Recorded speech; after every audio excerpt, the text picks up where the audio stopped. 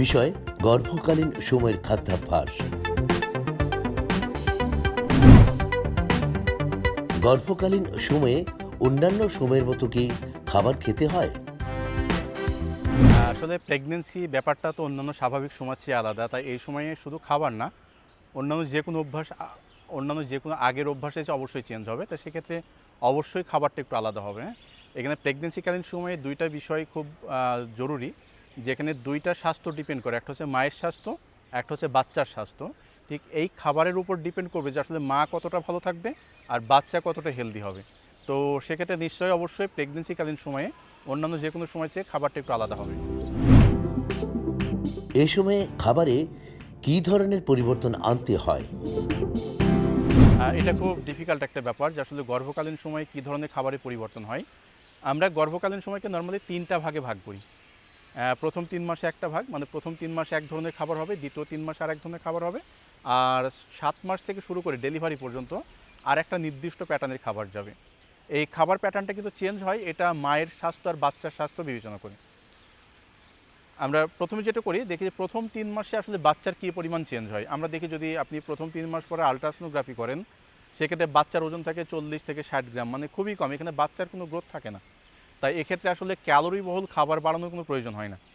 এক্ষেত্রে সবচেয়ে গুরুত্বপূর্ণ ব্যাপার হচ্ছে কিছু নিউট্রিয়েন্ট সমৃদ্ধ খাবার বাড়ানো। স্পেশালি এখানে বিভিন্ন রকম vitamin B complex, folic acid, এই টাইপের খাবারগুলো একটু বেশি দিতে হবে, যেন এখানে ভ্রূণর স্বাস্থ্য সুরক্ষিত থাকে। এই সময় দেখা যায় মিসক্যারেজের একটা টেন্ডেন্সি বেশি থাকে।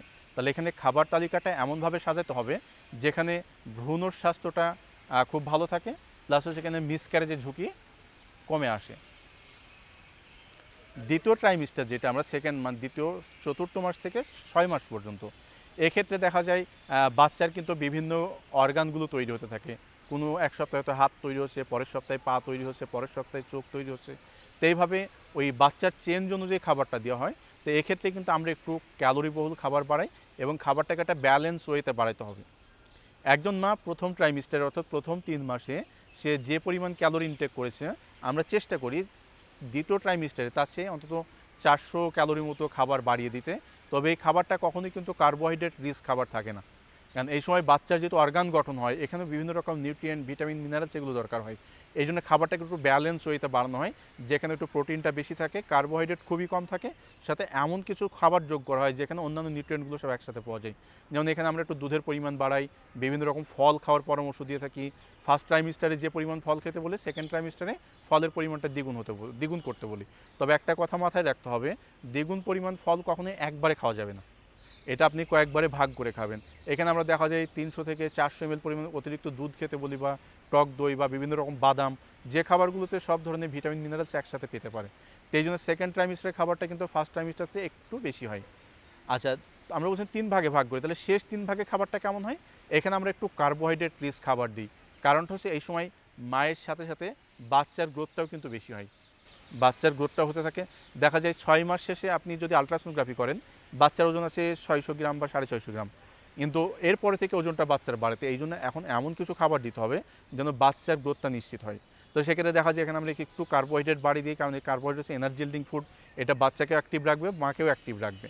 এখানে অল্প কিছু প্রোটিন বাড়াই, অল্প কিছু ভিটামিন, মিনারেল সমৃদ্ধ খাবারগুলো এখানে দিয়ে থাকি।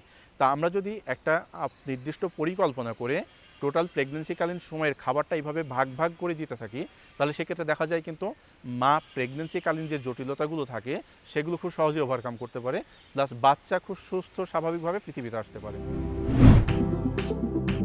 এ সময়ে সঠিক নিয়মে খাবার না খেলে কি কি সমস্যা দেখা দিতে পারে? যে এই সময় সঠিক নিয়মে খাবার না খেলে যে সমস্যাগুলো দেখা দিতে পারে, এক্ষেত্রে বাচ্চা আর মায়ের স্বাস্থ্যের ওপর মারাত্মক প্রভাব পড়তে পারে। যেমন এই যে আমি শুরুতে যেটা বললাম যে বাচ্চার খাবারকে প্রেগনেন্সিকালীন খাবারকে কয় ভাগে, ৩ ভাগে ভাগ করে দিতে হবে। তো আপনি যদি সঠিক ওয়েতে খাবারটা না দেন পরিকল্পনা মাফিক, সেক্ষেত্রে দেখা যায় বাচ্চা আন্ডারওয়েট হতে পারে, মানে বাচ্চা সঠিক ওজন নিয়ে জন্মগ্রহণ করছে না।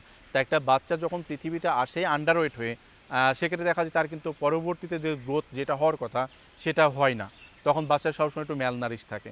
আবার এক্ষেত্রে মায়ের স্বাস্থ্যের উপরে মারাত্মক প্রভাব পড়ে। দেখা যায় যদি খাবার কম হয়, তখন মা বিভিন্ন রকম নিউট্রিশনাল ডেফিসিয়েন্সিতে ভোগে। স্পেশালি এই সময় মায়েদের যে প্রবলেমগুলো হয়, ক্যালসিয়াম ডেফিসিয়েন্সিতে সবচেয়ে বেশি ভোগে। কারণ মা হয়তো পর্যাপ্ত পরিমাণে খাবার নিচ্ছে না, কিন্তু বাচ্চা মায়ের শরীর থেকে তার চাহিদা মতো খাবারটা নিয়ে নিচ্ছে। নেওয়ার ফলে কী হচ্ছে, মায়ের শরীর থেকে প্রত্যেকটা নিউট্রিয়েন্টের পরিমাণ কমে যাচ্ছে। এরপরে বাচ্চার জন্ম হওয়ার পরবর্তী সময়ে তখন মায়ের বিভিন্ন রকম কমপ্লিকেশন দেখা যায় মা খুব দুর্বল, বারবার মাথা ঘোরাচ্ছে, হাঁটু ব্যথা, কোমর ব্যথা, বিভিন্ন রকম জয়েন্ট পেন, হাড় ক্ষয়, এই ধরনের প্রবলেমগুলো কিন্তু তখন শুরু হতে থাকে। এই জন্য এই সময় খাবার পরিকল্পনাটা কিন্তু অত্যন্ত জরুরি মা এবং বাচ্চা দুজনের জন্যই।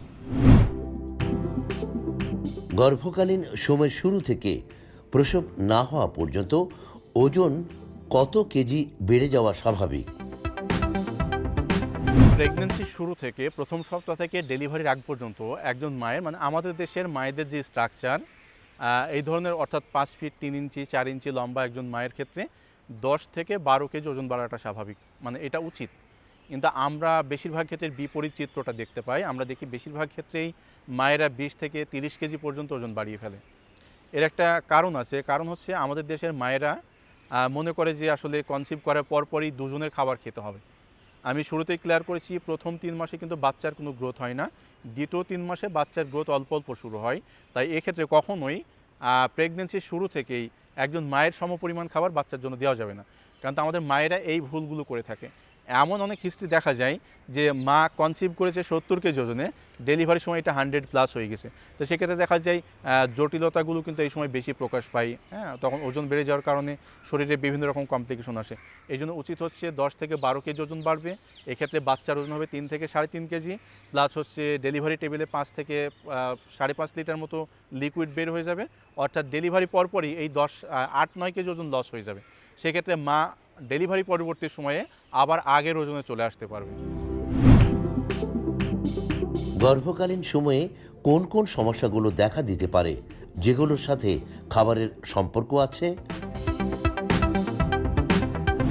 গর্ভকালীন সময় আসলে অনেকগুলো সমস্যা দেখা দেয়, সেটা সব ধরনের প্যারামিটারই চেঞ্জ হয়। তবে এখানে প্রধান যে কয়েকটা সমস্যা দেখা যায় তার মধ্যে একটা হচ্ছে কনস্টিপেশন দেখা দেয় মায়েদের, গর্ভকালীন সময় একটা কমন চিত্র হয়। আর দ্বিতীয়ত হচ্ছে এখানে মায়েদের ডায়াবেটিস ডেভেলপ করতে পারে, অর্থাৎ প্রেগনেন্সির 6 মাস বা 7 মাস, অর্থাৎ সেকেন্ড ট্রাইমিস্টারের শেষের দিকে অথবা থার্ড ট্রাইমিস্টারের শুরুর দিকে ডায়াবেটিস ডেভেলপ করার একটা সম্ভাবনা থাকে। আবার এই সেকেন্ড ট্রাইমিস্টারের শেষে প্লাস থার্ড ট্রাইমিস্টারের শুরুতে এখানে হিমোগ্লোবিন লেভেল অনেক কমে যেতে পারে। এই কমপ্লিকেশনগুলো এখানে দেখা দিতে পারে। তো এইগুলো প্রতিরোধ করার জন্য আপনি যদি প্রেগনেন্সির সময় থেকে শুরু থেকে একটা সঠিক খাদ্য ব্যবস্থাপনা মায়ের জন্য দিতে পারেন, সেক্ষেত্রে দেখা যায় মায়ের কনস্টিপেশন হতে পারে না, অর্থাৎ কনস্টিপেশন মুক্ত থাকতে পারে।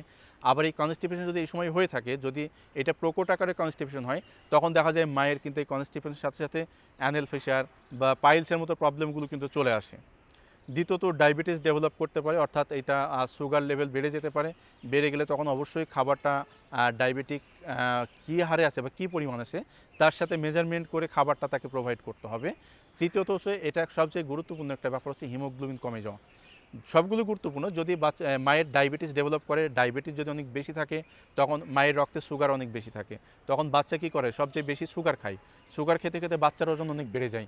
দেখা যায় বাচ্চার ওজন 4-5 কেজি হয়ে যাচ্ছে, কিন্তু আমাদের মায়ের যে ওভারি, এটা কিন্তু এত বেশি বড় ওজনের বাচ্চাকে মুভমেন্ট করানোর জন্য যথেষ্ট না। তো সেক্ষেত্রে বাচ্চা ঠিকঠাক মুভমেন্ট করতে পারে না, গর্ভেই দেখা যায় বাচ্চার মৃত্যু হচ্ছে। আবার দেখা যাচ্ছে গর্ভকালীন পরবর্তী ডেলিভারি পরেও কিন্তু কিছু কমপ্লিকেশন থাকে। ঠিক আছে, বাচ্চা গর্ভে থাকা অবস্থায় কোনো প্রবলেম হয়নি, ডেলিভারি পরে যখন বাইরে আসছে তখন তো মায়ের সাথে তার শরীরে কানেকশনটা কেটে যাচ্ছে, মানে অ্যাম্বিকাল কর্ডটা কেটে দেওয়া হচ্ছে। এই সময় কিন্তু সে আর সুগার পাচ্ছে না। সুগার না পাওয়ার ফলে দেখা যায় বাচ্চার হাইপো হয়ে যেতে পারে। এই ধরনের কমপ্লিকেশনগুলো কিন্তু যদি ডায়াবেটিস ডেভেলপ করে তখন দেখা দিতে পারে। আচ্ছা, হিমোগ্লোবিন ব্যাপারটা কমে যাওয়াটা কিন্তু আরও বেশি খারাপ। আমাদের প্রত্যেকটা সেলে রক্তের মাধ্যমে অক্সিজেন পৌঁছায়। তো শরীরে হিমোগ্লোবিন কমে গেছে মানে কি, বাইরে থেকে যে আমরা অক্সিজেন শ্বাস প্রশ্বাস নিচ্ছি, এটা তখন কিন্তু সেলগুলোতে যাচ্ছে না। তখন সেলের নর্মাল যে মেকানিজম, টিসিএ সাইকেল, গ্লাইকোলাইসিস, যেগুলোর মাধ্যমে এনার্জি প্রোডাকশন হয়, এই কাজগুলো কিন্তু ব্যাহত হয়। তো সেক্ষেত্রে মা সবসময় দুর্বল থাকে, মা এনার্জেটিক থাকে না, আর সবসময় মাথা ঝিমঝিম করে। আবার বাচ্চা কিন্তু পর্যাপ্ত নিউট্রিশনও পায় না। অর্থাৎ আমরা যে খাবারগুলো খাই সেগুলো কাজে লাগে না। এগুলো কাজে লাগাতে হলে অক্সিজেন খুব গুরুত্বপূর্ণ। এই জন্য হিমোগ্লোবিন যদি কমে যায় তার আগে আপনাকে ব্যবস্থাটা নিতে হবে। সেক্ষেত্রে আমরা মায়ের খাবারে একটু আয়রন, আগে যেগুলো বলেছি যে কিছু নিউট্রিয়েন্ট সমৃদ্ধ স্পেশাল নিউট্রিয়েন্ট, তার মধ্যে একটা হচ্ছে আয়রন সমৃদ্ধ খাবার এখানে দিতে হবে। আয়রন সমৃদ্ধ খাবার দিলে দেখা যায় মায়ের হিমোগ্লোবিন ডেফিসিয়েন্সি হওয়ার সম্ভাবনা খুবই কম থাকে। হিমোগ্লোবিন যদি কম থাকে তাহলে কী কী প্রবলেম হতে পারে?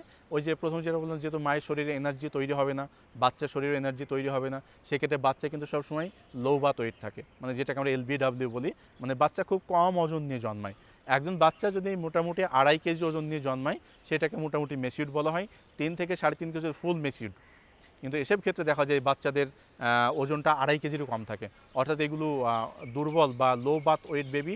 এই জন্য এদের দেখা যায় জন্মের পর পরে ICU বা অন্যান্য সাপোর্টের প্রয়োজন হয়, সাথে অন্যান্য কিছু কমপ্লিকেশন কিন্তু চলে আসতে পারে। গর্ভধারণের আগে নাকি পরে একজন পুষ্টিবিদ এবং ডাক্তারের পরামর্শ নেওয়া উচিত? নিঃসন্দেহে গর্ভধারণ করার আগে একজন ডাক্তারের পুষ্টিবিদের পরামর্শ নিতে হবে। মানে আপনি যে গর্ভধারণ করবেন বা আপনি বেবি প্ল্যান করতে চাচ্ছেন, আপনি আগে দেখেন যে এটার জন্য আপনি সুস্থ আছেন কিনা। একটা বিল্ডিং করার আগে মাটি টেস্ট করা হয়, সয়েল টেস্ট করা হয়, নাকি বিল্ডিং করার পরে সয়েল টেস্ট করা হয়? একটা বিল্ডিং করার আগে কিন্তু সয়েল টেস্ট করা হয় যে আসলে এই মাটি, এই আমি যে বিল্ডিংটা করতে চাচ্ছি এটা ধারণ করে রাখতে সক্ষম কিনা। তো একইভাবে গর্ভধারণ করার আগে একজন মায়ের তার স্বাস্থ্য পরীক্ষা করে নেওয়া উচিত যে সে এই টোটাল গর্ভকালীন সময়টাতে সুস্থ স্বাভাবিকভাবে পার করতে পারবে কিনা। এই জন্য যেটা করতে হবে, গর্ভধারণ করার অন্তত 3 থেকে 6 মাস আগে একজন গাইনোকোলজিস্ট প্লাস একজন নিউট্রিশনিস্ট দুজনের পরামর্শ নিতে হবে। এখানে কিছু পরীক্ষা নিরীক্ষা করে দেখতে হবে যে আসলে আমি গর্ভধারণ করার জন্য ফিট কিনা। তো সেক্ষেত্রে যদি উনি আপনাকে সার্টিফিকেট দেয় যে হ্যাঁ আপনি গর্ভধারণ করার জন্য ফিট, আপনি নিশ্চিন্তে এটা ক্যারি করতে পারেন। পুষ্টিবিদ যদি বলে যে হ্যাঁ আপনার সব ধরনের নিউট্রিশনাল প্যারামিটার একদম পারফেক্ট আছে, তখন আপনি গর্ভধারণ করতে পারেন। এতে সুবিধাটা কি হয়, আপনি যখন নিজেকে যাচাই করে গর্ভধারণ করবেন, তখন দেখা যাবে যে আপনি টোটাল প্রেগনেন্সি পিরিয়ডটা খুব স্মুথলি পার করে ফেলতে পারছেন। এক্ষেত্রে আপনার প্রেগনেন্সি জনিত যে জটিলতা সেগুলো সহজে আসবে না বা খুব কম পরিমাণে আসবে।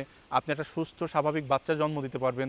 আবার গর্ভকালীন পরবর্তী সময় যে জটিলতা, এগুলো আপনি এড়িয়ে যেতে পারবেন। তাই সেক্ষেত্রে সবসময় আমরা বলে থাকি যে আপনি বাচ্চা বা বেবি প্ল্যান করার আগে অবশ্যই একজন গাইনোকোলজিস্ট এবং একজন নিউট্রিশনিস্টের পরামর্শ নেবেন যে আপনি আসলে এটার জন্য ফিট কিনা।